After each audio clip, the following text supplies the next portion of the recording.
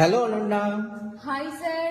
আচ্ছা অনন্যা, তুমি এখানে ডেস্কটপের একদম ডান দিকে উপরে থাকা ছবিটির ব্যাকগ্রাউন্ড চেঞ্জ করে এটিকে একটি পাসপোর্ট ছবি করতে পারবে? হ্যাঁ স্যার, পারবো। কিভাবে ব্যাকগ্রাউন্ড চেঞ্জ করে পাসপোর্ট ছবি করবে? এর জন্য আমাদের ক্রোম ওপেন করতে হবে, এখানে সার্চ করতে হবে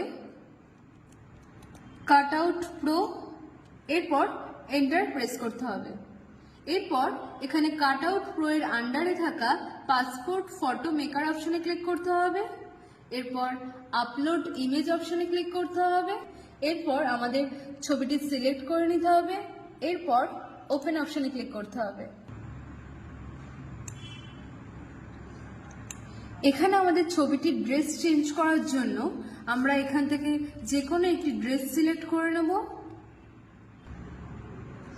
আর ব্যাকগ্রাউন্ড কালার চেঞ্জ করার জন্য আমরা এখান থেকে যে কোনো একটি কালার চুজ করে নেব।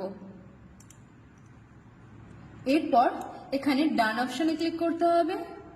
এরপর এখানে ডাউনলোড এইচডি অপশনে ক্লিক করলেই আমাদের পিকচারটি পাসপোর্ট সাইজে তৈরি হয়ে যাবে। বাহ, খুব সুন্দর হয়েছে। Thank you sir. ওয়েলকাম।